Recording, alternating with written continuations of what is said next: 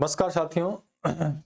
स्वागत है आपका एक बार फिर से बनी ब्रिलियंस में। और मैं आपका साथी विवेक शर्मा लेके आए हैं आपके लिए आज एक और जीके हिमाचल जीके की एक नई क्लास, 15 क्वेश्चन की एक नई क्लास जो कि आपके सभी एग्जाम के लिए हिमाचल के जितने भी आने वाले एग्जाम है उसके लिए उस यूजफुल रहेगी। तो शुरुआत करते हैं आज नई क्लास का।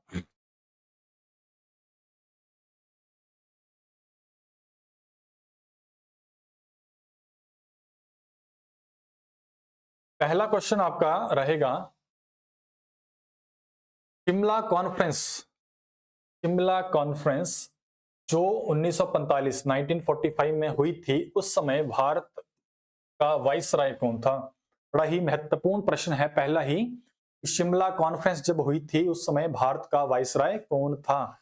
और ये वही वाइसराय हैं जब जब शिमला समझौता के वक्त भी यही 1945 में जो शिमला समझौता हुआ था उस टाइम भी भारत के वाइसराय यही थे। तो ऑप्शन है आपके Lord Mountbatten, Lord Wavell, Lord Linlithgow, Lord Wellington. इन चारों में से आपको बताना है 1945 में शिमला कॉन्फ्रेंस के वक्त भारत का जो वाइसराय था वो कौन था?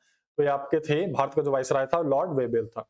1945 में भारत का वाइसराय लॉर्ड बेबेल। लॉर्ड बेबेल से पहले बात करें भारत छोड़ो आंदोलन 1942 की। 1942 1942 में जो भारत के वाइसराय थे वो भारत के जो वाइसराय था वो लॉर्ड लिलिथगो था। और 42 में लॉर्ड लिलिथगो, 42 के बाद 1944 टू 1947, 47 से 47 तक बेबेल, और फिर 47 के बाद लॉर्ड माउंटबेटन। 1947 में लॉर्ड माउंटबेटन भारत के वाइसराय रहे। 1945 में लॉर्ड बेबेल, 42 में लॉर्ड लिलिथगो और 47 में लॉर्ड माउंटबेटन। आइए अगला क्वेश्चन चेक करते हैं। बुशहर रियासत का अंतिम शासक कौन था? बुशहर रियासत का अंतिम शासक कौन था? बड़ा ही महत्वपूर्ण प्रश्न है। चार ऑप्शन आपके सामने दे रखे हैं, आपको बताना है बुशहर रियासत का अंतिम शासक। तो बुशहर रियासत का अंतिम शासक था पदम सिंह। बुशहर रियासत के जो अंतिम शासक थे वो थे पदम सिंह। हिमाचल प्रदेश के जो पूर्व में रहे मुख्यमंत्री श्री वीरभद्र सिंह जी, उनके फादर थे ये पदम सिंह। आइए अगला क्वेश्चन चेक करते हैं। नेक्स्ट क्वेश्चन रहेगा, जातक किला। जातक किला किस जिले में स्थित है? बड़ा ही महत्वपूर्ण प्रश्न है। जातक किला किस जिले में, हिमाचल प्रदेश के किस जिले में स्थित है? ऑप्शन रहेंगे आपके पास। तो जातक किला जो रहेगा ये आप जातक किला सिरमौर में है। ऑप्शन सी यहाँ पे सही रहने वाला है। अगला क्वेश्चन, क्वेश्चन नंबर 4 चेक करते हैं। किस पहाड़ी रियासत का राजा जन्म से ब्राह्मण था लेकिन राजा बनने पर राजपूत बन गया? महत्वपूर्ण प्रश्न है। किस रियासत का, निम्नलिखित चार ऑप्शन में से किस रियासत का राजा जो था वो ब्राह्मण था जन्म से लेकिन राजा बनने के बाद राजपूत बन गया था? तो आपके ऑप्शन रहेंगे नूरपुर, क्योंथल, कुटलहर, कुमार सेन। तो ये जो राजा था जो ब्राह्मण था और बाद में राजपूत बन गया, ये था कुटलहर का राजा। ऑप्शन सी यहाँ पे सही रहेगा। कुटलहर वर्तमान ऊना में है। कुटलहर रियासत वर्तमान का ऊना का भाग है। अगला क्वेश्चन, क्वेश्चन नंबर 5। सोलन राजधानी थी, जो आपका सोलन है ये पहले किसकी राजधानी थी?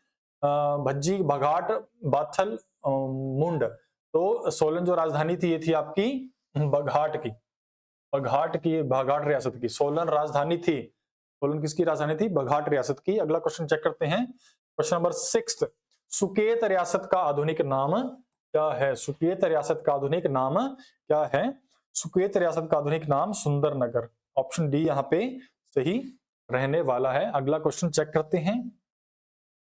अगला क्वेश्चन 7वां क्वेश्चन है, केंगुर और तेनग्यूर, केंगुर और तेनग्यून किस समुदाय का धर्म ग्रंथ है? Most important question.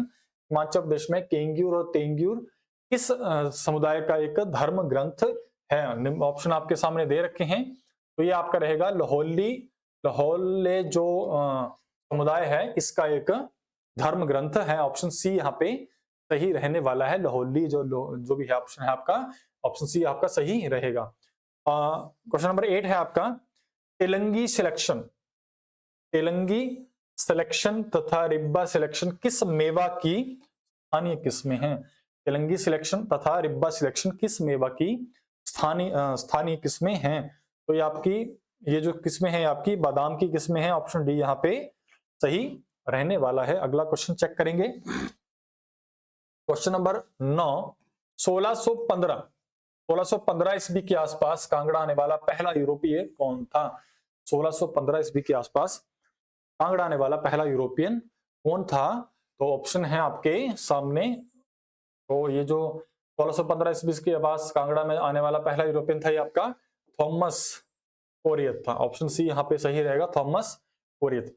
अगला क्वेश्चन, क्वेश्चन नंबर 10, कांगड़ा रियासत से और कई रियासतें निकली, सबसे पहली निकलने वाली शाखा कौन थी? कांगड़ा रियासत से जो थी, एक पहले बहुत बड़ी रियासत थी, इसी से ही कई नई रियासतें बनी हैं। तो क्वेश्चन में पूछा गया कि पहली रियासत कौन थी जो कांगड़ा से निकली थी? ऑप्शन आपके सामने हैं। तो ये आपकी जसवां रियासत थी। कौन सी रियासत थी? जसवां रियासत थी, जो तो कांगड़ा से सबसे पहले अलग हुई थी या निकली थी। अगला क्वेश्चन चेक करते हैं। कुल्लू के निरमंड इलाके से कौन सा ऋषि जुड़ा है? 4 ऑप्शन दे रखे हैं, ऋषियों के नाम हैं। कुल्लू, आपने बताना है कुल्लू के निरमंड इलाके से कौन से ऋषि का संबंध है? तो ये आपका कुल्लू के निरमंड से भगवान परशुराम का संबंध है। ऑप्शन सी यहाँ पे सही रहेगा।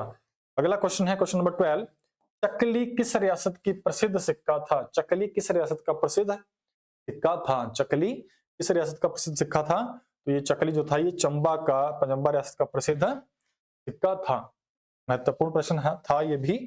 अगला क्वेश्चन है क्वेश्चन नंबर 13, किस मुगल सम्राट ने 1678 ईस्वी के आसपास चंबा रियासत के सब मंदिरों को तोड़ने का आदेश दिया था? बड़ा ही महत्वपूर्ण प्रश्न है। पहले भी मैंने वीडियो में इसके बारे में बताया था। महत्वपूर्ण प्रश्न आता रहता है एग्जाम में। तो ये जो चंबा का एक ऐसा राजा जिसका नाम था चतर सिंह को एक मुगल सम्राट ने आदेश दिया था कि अपनी चंबा रियासत के सभी हिंदू मंदिरों को तोड़ने का, लेकिन इस राजा ने उस मुगल राजा के आदेश को मानने से मना कर दिया था। यही इसमें पूछा गया कि किसने जो था चंबा में मंदिरों को तोड़ने का आदेश दिया था? तो आदेश दिया था ये चतर सिंह को, और दिया किसने था? ऑप्शन डी यहाँ पे सही रहेगा, औरंगजेब ने चतर सिंह को सभी हिंदू मंदिर तोड़ने का आदेश दिया था, जो कि चतर सिंह ने नहीं माना था। अगला क्वेश्चन नंबर 14, हिमाचल प्रदेश के बिलासपुर जिले में किस प्राचीन मनीषी को पूजा, मनीषी मतलब ऋषि, हिमाचल प्रदेश के बिलासपुर जिले में किस प्राचीन ऋषि को पूजा जाता है? किस प्राचीन ऋषि को पूजा जाता है? ऑप्शन आपके सामने है। फोर्थ ऑप्शन जो था वो टाइप नहीं हुआ है, इसका विशिष्ट है, ऋषि वशिष्ठ। तो